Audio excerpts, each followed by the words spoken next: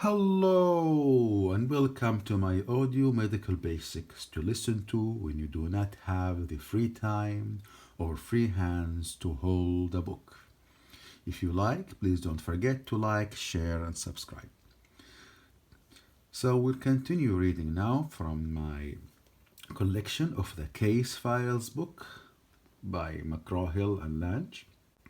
Please do not forget that my videos are meant for quick exam revision and case preparation. They are not for immediate application and patient care. Actual update by a physically present physician is always recommended before you exam and treat an actual patient. Thank you very much. So, we took one case before from the emergency case file book, and now we'll move on to the next case. Today's case is penetrating trauma to the chest, abdomen, and extremities. So, summary of the case. A 25-year-old hemodynamically stable, intoxicated man presents with stab wounds to the chest, abdomen, and right upper extremity.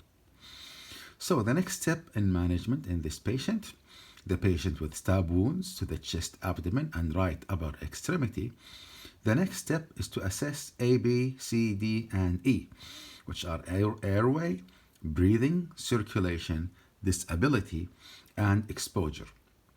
After completing this survey, consider probing knife wounds, except chest wounds, to see whether they are superficial or deep. So after A, B, C, D, E, consider probing the knife wounds to see if they are superficial or deep, but do not do that with the chest wounds.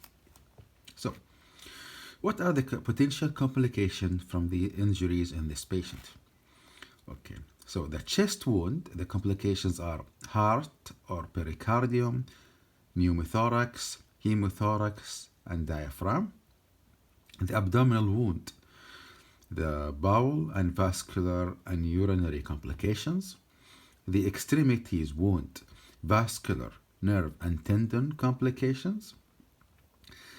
Prioritization of evaluation and treatment of these wounds is based on the physiological changes induced by the injuries and not the injury location or type. So the objectives of this case: to be able to classify penetrating injuries by location, including chest, thoraco-abdominal region, abdomen, flank, back, and cardiac box. To learn the priorities involved in the initial management of penetrating injuries, and to become familiar with the treatments of penetrating truncal and extremity injuries.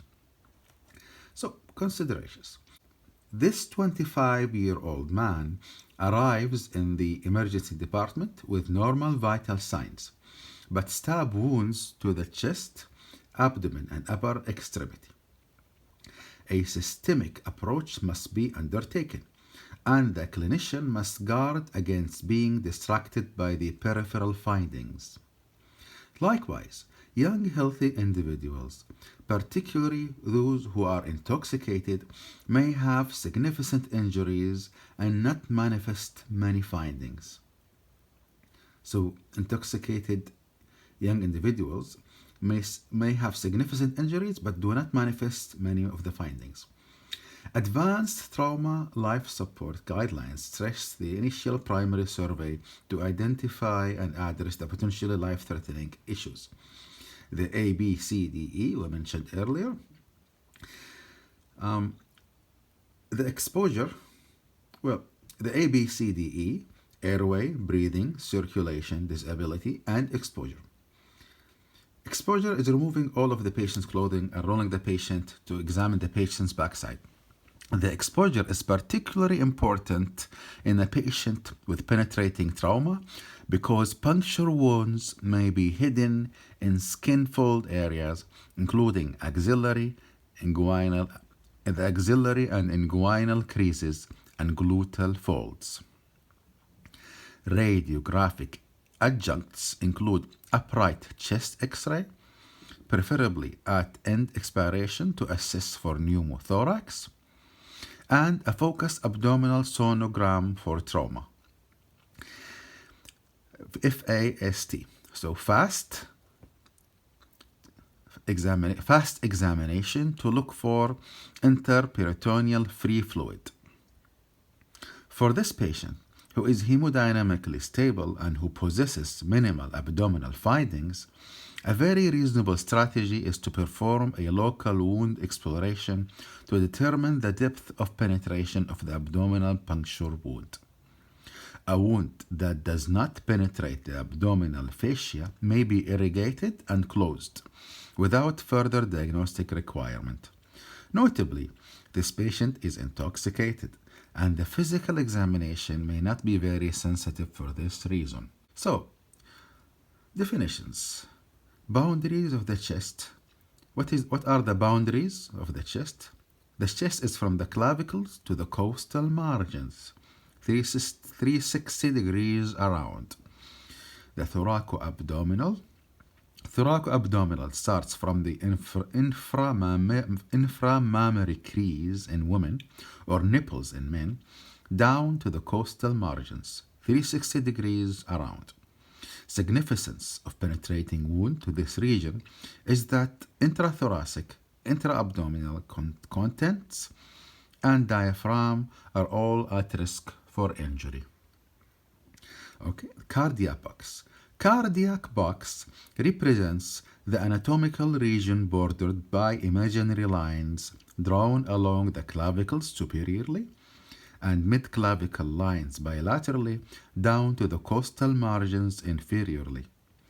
This box would also include the epigastric region between the costal margins. The clinical significance of the box is that roughly 85% of penetrating cardiac stab wound originate from a puncture to the cardiac box.